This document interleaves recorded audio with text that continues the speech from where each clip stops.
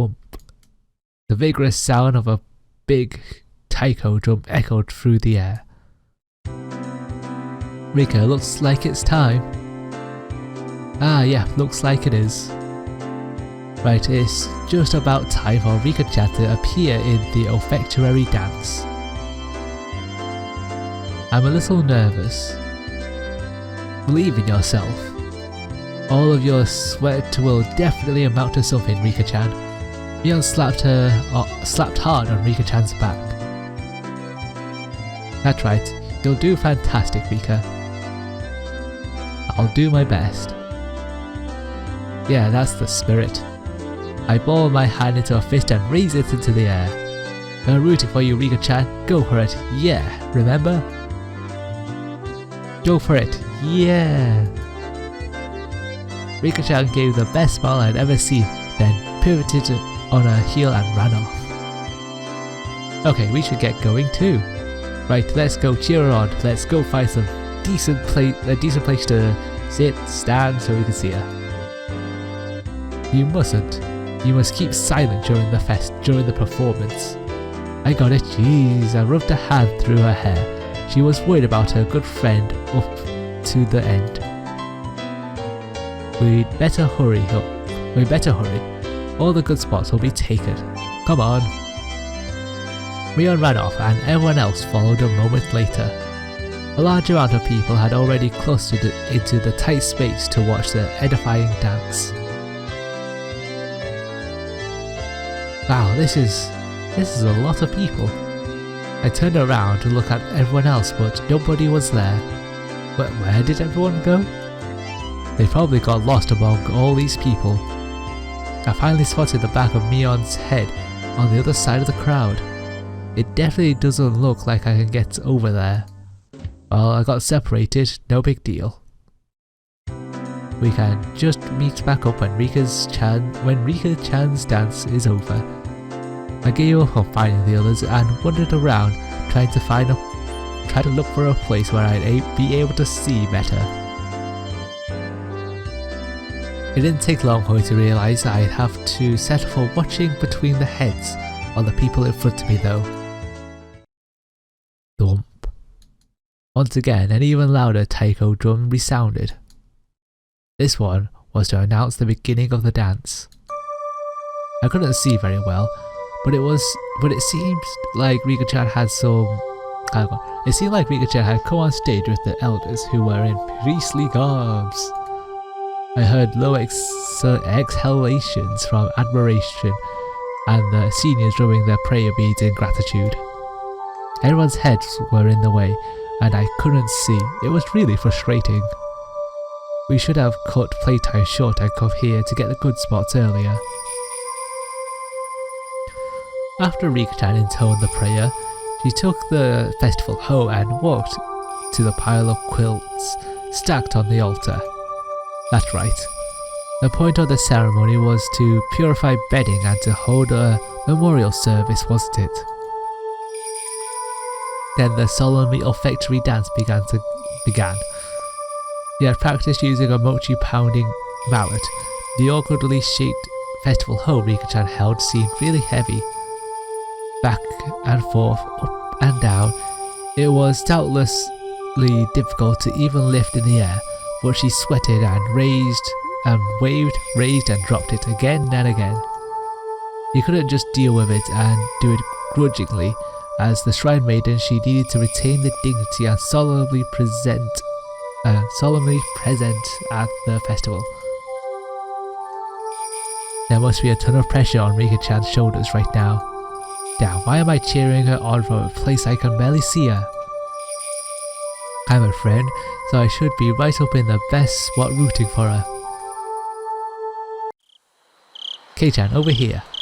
Someone tugged lightly on the back of my shirt collar. It was Shion. He beckoned me outside the crowded ring of people. She had a mischievous grin on her face, and I took it as her saying she knew a good place nobody else knew of. Shion, what's up? Shh, just be quiet and come with me. After she told me so, she ran in a big detour around the throng. and it's great to have someone who knows the lay of the land here at times like this. Impressed though I was, I nearly lost sight of her right away. No more getting separated for me. I ran after her so I wouldn't be left behind. As I wondered in anticipation what kind of secret spot Shion had in mind, we left the crowd and went around to the back of the shrine grounds. Hey wait, where are we going? We're getting further and further away. Shh. Just stay quiet and follow me, you'll understand soon. Shion gave me a wink that reminded me of Mion as she said that. No sun or people, not much moonlight, it was dark. We had gotten pretty far away from the crowd of people on the shrine grounds. How are we supposed to see Rika-chan's dance from here? I see, there's no high spot around here, isn't there? Like a rooftop or something we can look down at, right? What? Why do we have to climb onto the roof? Well, how else are we supposed to see Rika-chan's dance? Did you really want to see Rika-chan's dance? K-chan, would it be that your strike zone is really low? I don't think we're understanding each other here. Weren't you going to show me somewhere I can see Rika-chan's dance from easily? What? Who made that promise? Ah, what's going on? Why me? Why do I always misunderstand Shion? Is it my fault? Am I just reading the wrong things into it? Well, you just made the wrong assumption here. Then why did you call me all the way out here? With an expression that indicated she wasn't fooling around, Shion pressed her index finger to my lip and said slowly and quietly, "This place is a dark, dead, empty spot. You can't see it from the festival grounds, and now a male and female of the same age are all alone together." Eh? Could this be? Shion, she's not planning on something crazy again, is she? Shh, look over there. See? Shion whispered, pointing into the dark underbrush. And there we saw two figures, one male and one female. What's that? Is that? They're right at the scene of a rendezvous, of course. See, look closely. Can you tell who they are? I peered intently into the dark at Shion's suggestion. Oh, it's Tomitaki-san and Takano-san. The two of them were clearly breathing quietly and glancing around to make sure nobody knew they were here. As they crouched before the entrance to a wooden storehouse-like building. Wait, Shion, could this be what you wanted to show me? K-chan, you can see Rika-chan's dance any year, but you won't ever get another chance like this one. I had thought that the Sonosaki sisters each had their own personalities, but at times like this, they seemed all too similar. I'm going back. Don't call me for something like this again. If you move now, they'll see us. At our noisy argument, Takano-san suddenly turned around. Oh my, who might this be? We held our breaths and tried to wait it out, but it seemed like Takano was now acutely aware of our presence. She and I exchanged glances, then gave up and climbed out from behind the bush. Well, hello there. The moon sure is beautiful tonight, isn't it? My. If it isn't Shion-chan and my Barakun. Good evening, yes. The moon certainly is pretty. What's this, Keiichi-kun? You sure are smart, you know that? Having a secret date in a place like this? Then I guess we accidentally interrupted something important. Ha ha ha. You're the ones who were meeting up secretly. Tomitaki-san and Takano-san laughed to themselves, and it got on my nerves for some reason. Wait, so you two aren't having a little rendezvous then? Oh, of course we weren't. Though I do I don't dislike that kind of romance. Heh. Unfortunately, this wasn't the location of a rendezvous either of you wanted to see. Sorry for not living to your expectations. If this wasn't a rendezvous, then what were you doing? Tomitake-san, were you messing around with the padlock on that door just now? Huh? After she said that, I looked at the two of them again, and I definitely saw it. They were hunched in front of a warehouse door, fiddling with a pretty heavy looking padlock. I guess we've been found out, huh? We were trying to break into the warehouse, but don't tell anyone, alright? Don't tell anyone? Are you thieves or something? I demanded unthinkingly, just because of how absently Tomitake-san was grinning. Nah, never. These are people who steal things, right? It's not like we're trying to take anything out of here. I see.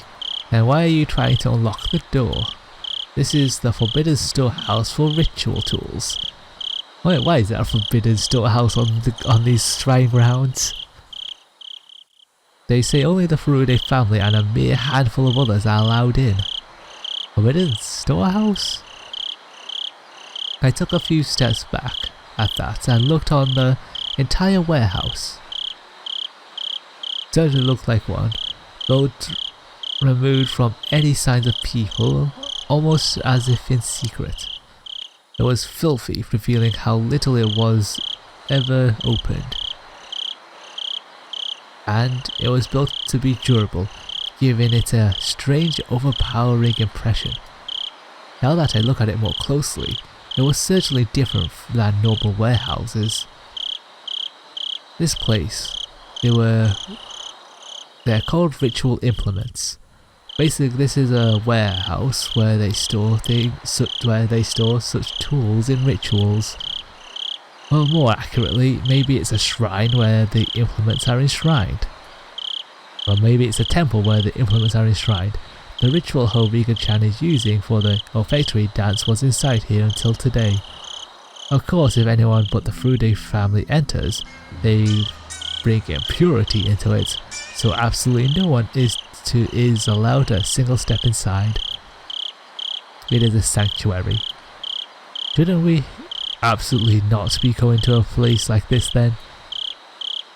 However, Takano was wearing a childlike expression, an innocent smile at best and terribly cool grin at worst. Great, she's wearing a smile like that. I told you I was researching Hinamizawa's folklore and legends out of an interest in them, didn't I? A lot of answers to questions I'm curious about are hidden away inside here.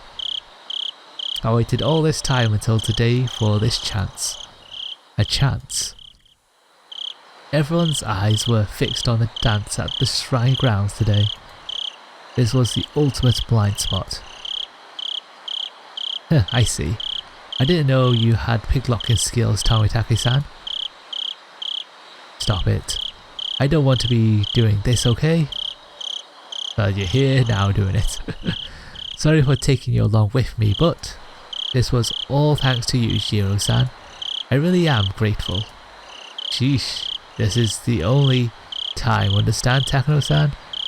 I don't want to be sneaking into places like this. You really are a good person, Jiro-san. Clink. Tomitake-san undid the padlock and placed it to the side.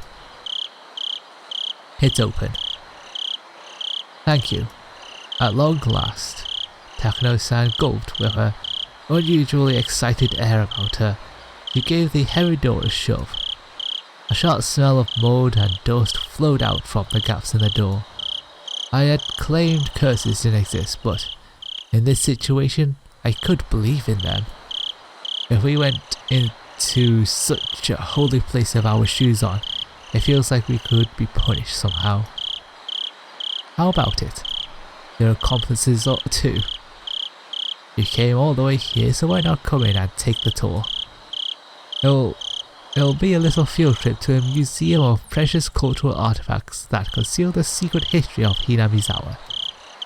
And it's only open today. Hehe. We're not accomplices or anything. Aren't you interested though? Come on, let's take a peek. Shion said, predictably linking her arm with mine. But we definitely shouldn't be doing this. This is a holy warehouse, isn't it? You said ritual implement, right? I really feel like we shouldn't go in. I'm part of the Sonozaki family, so I have a good guess as to what we'll find in there. But I want you to see it too, Kei-chan. Do we have to see it all? Can't we just know? You three go in, I just walk away, support Rika-chan in her little dance. You want to show me something? I thought it was just a ploy, but Shion's eyes looked entirely serious. Of course, she was the sort who could lie with a straight face. Of course, I was an average boy too. My curiosity was at least twice that of a normal person. Sleeping, forbidden treasures, never to leave this warehouse. Chances like this don't come around too often. If I had to choose, then I want to see. Until the locked door is open though, I don't know about this. If you're not interested, Kei-chan, then you can leave now. I think you'll wonder about it later though. Yeah, the crippling curiosity would just ruin our days. Toritake-san spoke after listening to our discussion, leaving himself having sat down on the stairs to take a short rest. I'll keep watch here. Go in and check it out with them. I'm not too interested. But it might be pretty interesting for a young guy like you, Keiichi-kun. He said, laughing mischievously. There was no ill will in his laughter. Toritake-san, do you know what's in there? Kind of. Takano-san told me all about it. You don't have a good face, like your face is saying it's not good inside. Must be a pain to have to go along with your companion's unique hobbies, huh? Toritake-san didn't answer that, only responding with a pained smile. Takano had this kind of scary air about her, like she'd drop absolutely everything else for something she had an interest in and go straight for it. But Toritake-san on the other hand seemed like the gold standard of what a normal person should be. Having him tell me so frankly to go check it out certainly made the guilt feel lighter. Okay, but just a little bit, okay? If it's not interesting, I'm leaving. You got it. Shion gave me another Mion-like wink. Looks like we're decided. Shall we go inside? Yuro-san, we'll leave this to you. Toritake-san waved his hand to see us off.